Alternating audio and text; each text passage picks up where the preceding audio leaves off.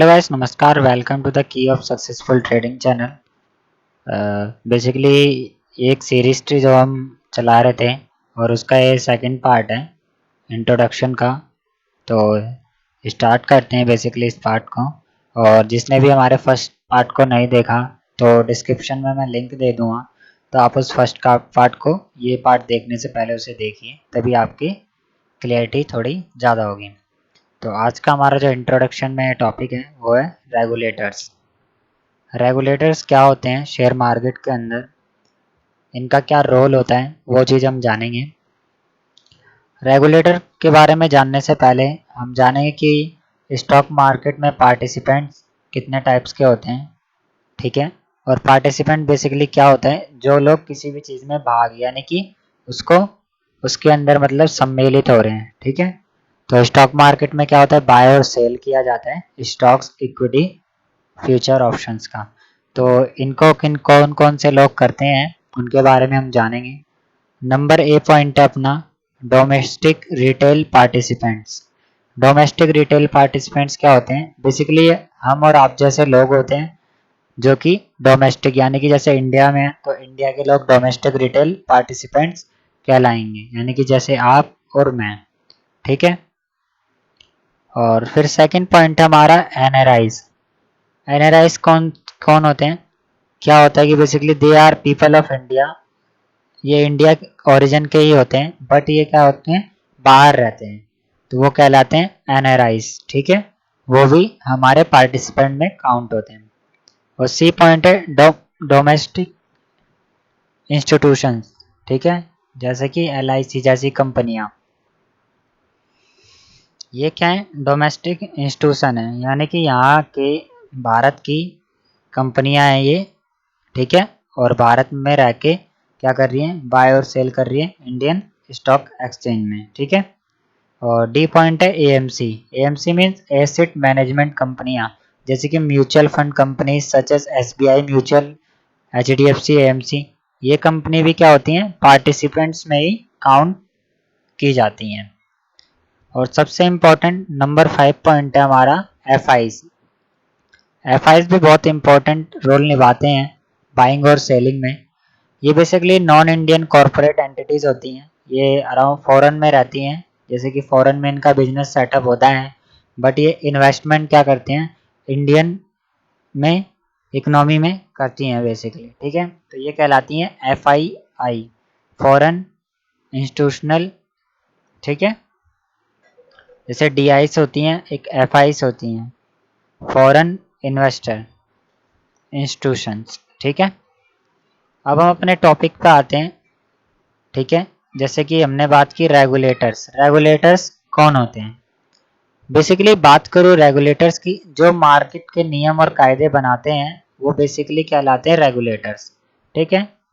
और in India the stock market regulator is called SEBI, यानी security exchange board of India. ये हमारा क्या है, रेगुलेटर है इंडिया के अंदर, ठीक है।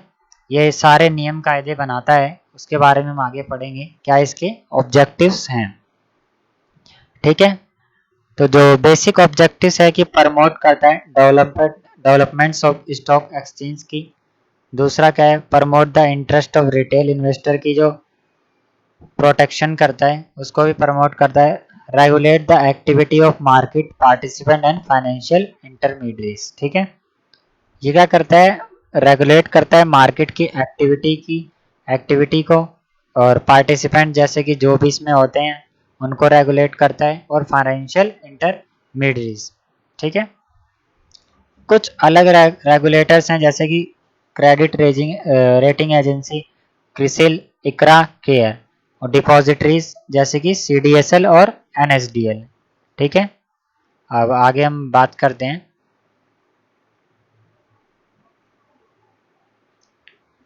अपने चैप्टर 3 की, फाइनेंशियल इंटरमीडिएट्स ये क्या होती हैं, ठीक है। फाइनेंशियल इंटरमीडिएट्स क्या होती हैं, जो क्लाइंट और एक्सचेंज के बीच में जितनी भी होती हैं वो कहलाती है फाइनेंशियल इंटरमीडिएट्स, ठीक है। मतलब आपको एक्सचेंज की जो भी फैसिलिटी है क्लाइंट तक पहुंचाने के लिए जो भी बीच में काम करते हैं वो एक तरीके से फाइनेंशियल इंटरमीडिएट्स की तरह वर्क करते हैं। जैसे number 1 the stock broker. Stock broker क्या है? एक फाइनेंशियल इंटरमीडिएट्स है। इसका मेन काम क्या है स्टॉक ब्रोकर का? Access to market. ये क्या कहता है?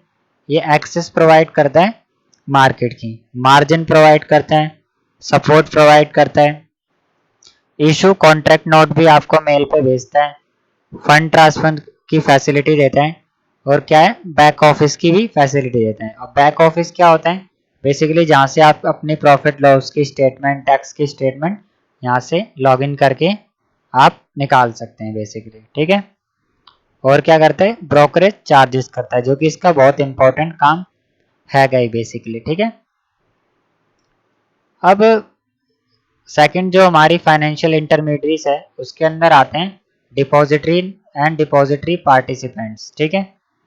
हमारे यहाँ दो डिपॉजिटरी है, एक NSDL और CDSL, जहाँ पे हमारे स्टॉक क्या है होल्ड किए जाते हैं, ठीक है। और थर्ड पॉइंट है बैंक्स। बैंक भी क्या होते हैं? एक फाइनेंशियल इंटरमीडिएट्स है जिनके बिना क्या है ट्रेडिंग इतनी पॉसिबल नहीं है। और उसके बाद NSCCL और ICCL। NSCCL है national security clearing corporation India, और ICCL है इंडियन क्लियरिंग कॉरपोरेशन लिमिटेड, ठीक है। ये दोनों क्या है सेटलमेंट करवाती हैं आपकी बाइंग और सेलिंग को, ठीक है। आपने जो बाय और सेल किया है ट्रेड, उनको क्या करवाती हैं? सेटल करवाती हैं। कैसे? नंबर 1 पॉइंट है आइडेंटिफाई करती हैं बायर और सेलर को, कौन बायर है कौन सेलर, और फिर क्या करती है मैच करती है डेबिट एंड क्रेडिट प्रोसेस का। बी पॉइंट है कोई डिफॉल्ट ना हो, इंश्योर डिफॉल्ट्स, ठीक है। और देखते हैं हम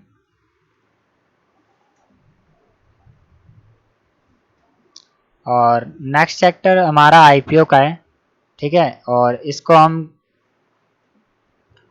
थोड़ा सा जान लेते हैं बेसिकली IPO क्या होता है। बेसिकली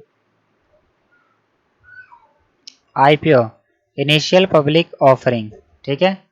इसका मैं सोच रहा हूँ स्पेसिफाई वीडियो बनाऊं, ठीक है। तो ये वीडियो बेसिकली यहीं तक मैं रखूंगा और इसको नेक्स्ट चैप्टर में मतलब नेक्स्ट वीडियो में इंक्लूड करूंगा और इसे बिल्कुल डिटेल में आपको पढ़ाऊंगा, ठीक है।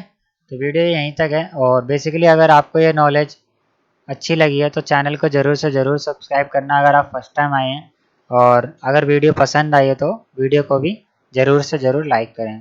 तो thank you guys for watching this video.